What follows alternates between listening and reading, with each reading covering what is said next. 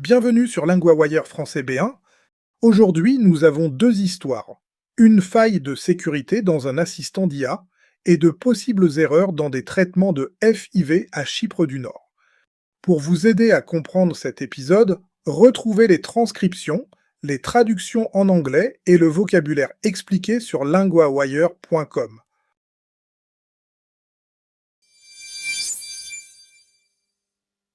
Premier sujet. Quand une IA révèle trop de choses. Nous retrouvons maintenant Hugo, correspondant de LinguaWire pour technologie. Merci Louis. Oui, ici, l'histoire part d'une idée assez simple. Des chercheurs ont réussi à faire parler Microsoft 365 Copilot plus qu'il ne fallait. Et ce n'est pas juste une petite fuite, on dirait. Qu'ont-ils découvert exactement? Ils cherchaient une faille qui aurait permis de faire partir des données. Cela devait arriver dès qu'une personne cliquait sur un lien. Au début, Copilot refusait. Il disait qu'il fallait une action claire de l'utilisateur. Par exemple, appuyer sur une touche. Donc le système semblait bien protégé. Mais les chercheurs ont continué à poser des questions. Oui, et c'est là que ça devient gênant pour Microsoft. Chaque refus de Copilot donnait un indice sur sa protection interne. Les chercheurs ont demandé comment l'exécution automatique fonctionnait. Ils ont aussi demandé quelle structure d'URL était utilisée. Et ils ont demandé ce qui se passait quand une page chargeait déjà du texte dans le champ d'entrée. En clair, Copilot a fini par expliquer sa propre faiblesse. Exactement. Selon les chercheurs, l'assistant a fini par dévoiler un paramètre non documenté.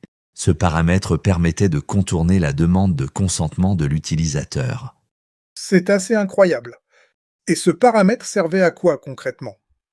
Associé à un autre paramètre connu, il pouvait lancer la requête dès qu'une cible cliquait sur une URL malveillante. Donc, au lieu d'avoir un clic puis une action manuelle, le texte pouvait partir presque tout seul. On comprend mieux le danger.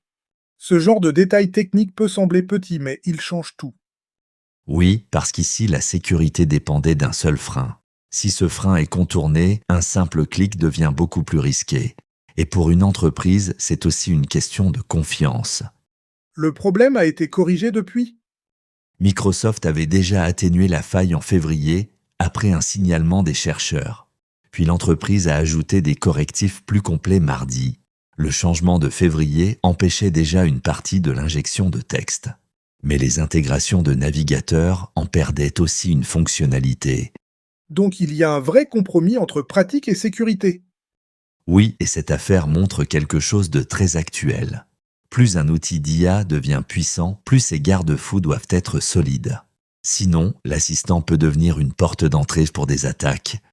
Et le plus frappant, c'est que la faille a été trouvée en parlant à l'IA elle-même. C'est ça. Les chercheurs n'ont pas seulement observé le système, ils l'ont poussé à révéler sa logique. C'est une méthode un peu dérangeante, mais très parlante pour la sécurité moderne.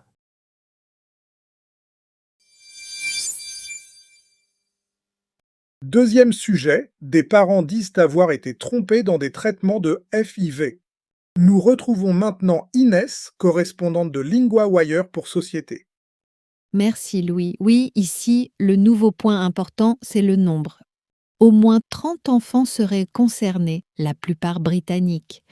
Au moins 30, c'est énorme. De quoi les familles se méfient-elles exactement? Les parents pensent qu'ils n'ont pas reçu les donneurs de sperme ou d'ovules qu'ils avaient choisis.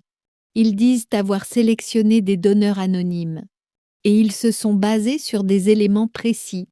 Par exemple, la santé, l'apparence, la personnalité, les études ou les loisirs. Donc ils ne parlaient pas d'un choix vague. Ils avaient vraiment des critères concrets. Oui, et c'est ce qui rend l'affaire si douloureuse. Des familles disent avoir fait confiance à la clinique. Puis elles ont découvert plus tard que quelque chose n'allait pas. Dans plusieurs cas, des tests ADN commerciaux ont montré une ascendance génétique venant de Turquie ou de pays voisins. Cela ne correspondrait pas aux donneurs attendus. Et cela concerne surtout une clinique précise. Une grande partie des cas touche la clinique d'Augus IVF Centre. Le reportage dit aussi que, dans beaucoup de dossiers, 3 personnes ont travaillé avec ces patients. Il y avait une docteure, un autre médecin et une coordinatrice de patients. Les parents pensent donc qu'ils ont pu être mal informés? Oui, ils le suspectent. Il faut rester prudent. On parle d'allégations et de soupçons, pas de preuves définitives. Mais plusieurs parents décrivent des histoires très proches. Et cela renforce leurs doutes. Ce qui me frappe, c'est le mélange entre espoir très personnel et réglementation très faible. C'est exactement le fond du problème. Le nord de Chypre attire des personnes qui cherchent une FIV moins chère et avec plus de choix, mais les règles y sont plus souples. Le ministère de la Santé local dit avoir lancé une enquête officielle. Et du côté britannique, il y a aussi eu une réaction? Oui, le ministère britannique des Affaires étrangères a mis à jour ses conseils de voyage. Il prévient que ce type de traitement comporte des risques dans cette région. Il recommande de bien se renseigner avant de partir. Donc le message est assez clair. Prix plus bas, mais risque plus grand. Oui, et pour les familles, le vrai choc n'est pas seulement médical. C'est aussi une question d'identité, d'histoire familiale et de vérité sur les origines de l'enfant. On comprend pourquoi cette affaire provoque autant d'inquiétudes. Oui, parce qu'ici, un traitement qui devait donner de l'espoir laisse aussi des questions très lourdes.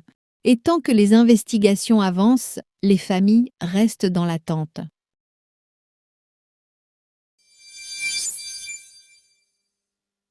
On commence avec 3 mots du premier sujet, le sujet sur l'IA et la sécurité. Le consentement, l'accord clair d'une personne avant une action. Dans l'histoire, Copilot disait qu'il fallait le consentement de l'utilisateur. Exemple, sans ton consentement, je ne partage rien. Le correctif, une petite modification qui répare un problème. Dans l'histoire, Microsoft a ajouté des correctifs pour fermer la faille. Exemple, le correctif a été installé ce matin. Le frein, ce qui empêche ou ralentit une action. Dans l'histoire, la sécurité dépendait d'un seul frein. Exemple, sans frein, la voiture avance trop vite. Maintenant, la grammaire, il fallait. On utilise il fallait pour parler d'une obligation ou d'une nécessité dans le passé. Exemple, il fallait une action claire de l'utilisateur. Exemple, il fallait un paramètre non documenté. Répétez, il fallait une action claire.